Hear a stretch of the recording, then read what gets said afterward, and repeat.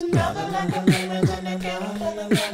like the interface. I like that it's a touch screen interface, and it's really solid, which is kind of the starting factor for me. Is like, does it feel hardy? Does it feel rugged? And it feels very solid. And I love the touch interface. It responds really well. And I love especially the harmonizer stuff, because I like doing harmonies. I usually have to loop them and then, like, you know, let one go by and then add it and so forth. But I like having the instant harmonies. At first I thought it was kind of cheating, but I like it. It's because I can apply it in a new creative way. So I like that, and I like also the quick switches between different settings, and also to be able to change the voicings of the harmonies really easily.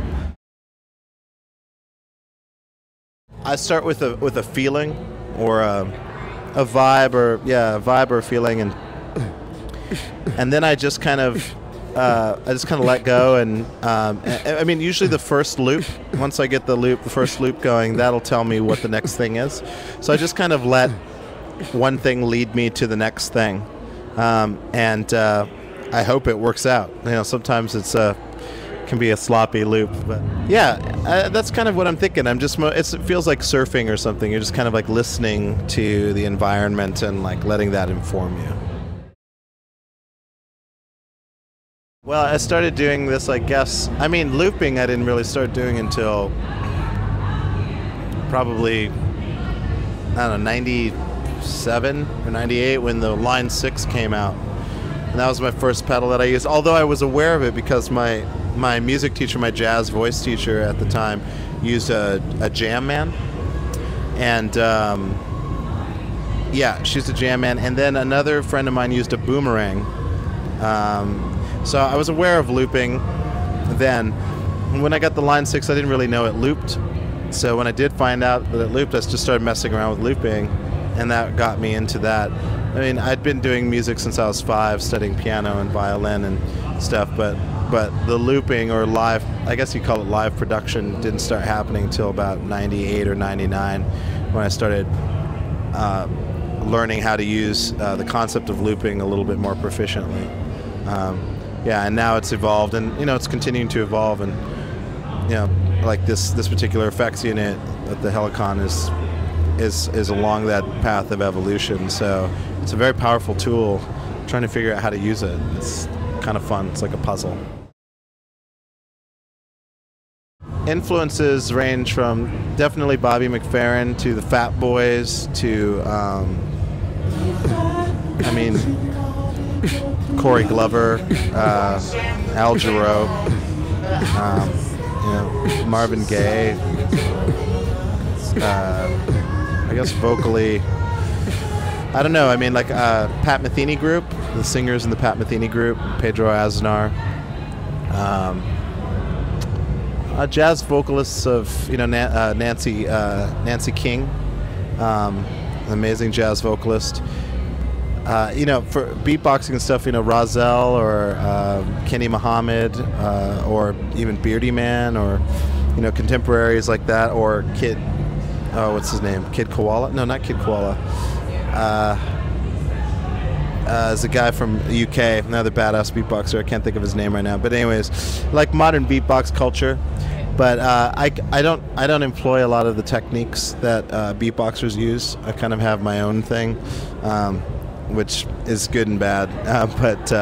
But yeah, I mean, I'm influenced by all of that, electronic music especially, and also Michael Winslow from Police Academy really influenced that idea of mimicking machines and mechanical sounds, and you know, electronic sounds and natural sounds as well, just using the voice to mimic nature and machines.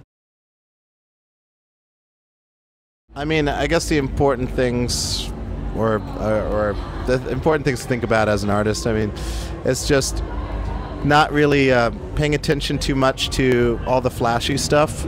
You know, the desire to be.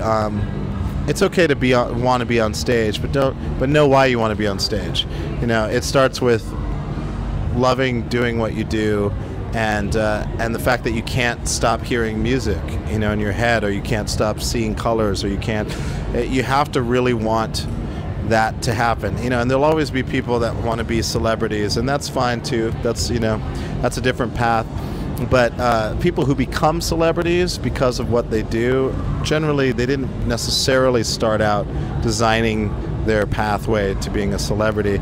It's not really about that. It's mainly just about listening to your intuition and your desire to make and create music or art, and everything else just comes, you know, and goes. But you always have that. As long as you have that relationship to your intuition and your desire to seek the ideas that are in your head, to seek them in material reality, and have them out there for people to listen to and think about and react to. That's really all that matters. All the other stuff will just happen. So just work on being playful and remain playful. Otherwise, you lose it. I'm interested in using the effects and kind of combining the effects, figuring out how the effects react to the way they turn on and off, because I like turning things on and off while I'm performing. So kind of learning what that machine does when you do those things. Also just getting used to like the scrolling feature, programming features, and also just the array of inputs, you know, using headphones with it. I mean, it's really kind of everything that I would imagine. It's almost everything I would imagine in a vocal processing unit that's just specifically designed for a vocalist. So that's really the thing, because everything that I use was not made for vocalists. It was made for guitar players, generally. I mean, anybody really, but mainly guitar players.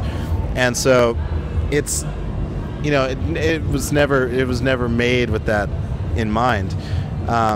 So this is an interesting thing because it's made specifically for vocalists, you know. I mean, you could conversely, you could adapt it and use a guitar through it, you know, if you wanted to. But that's what's exciting about it. So because of that, I have to like get used to what it's like to use a pedal that is designed for a vocalist. Yeah, as a horn player or a drummer or you know, guitar player, bass player. So it's kind of weird. I'm like, what?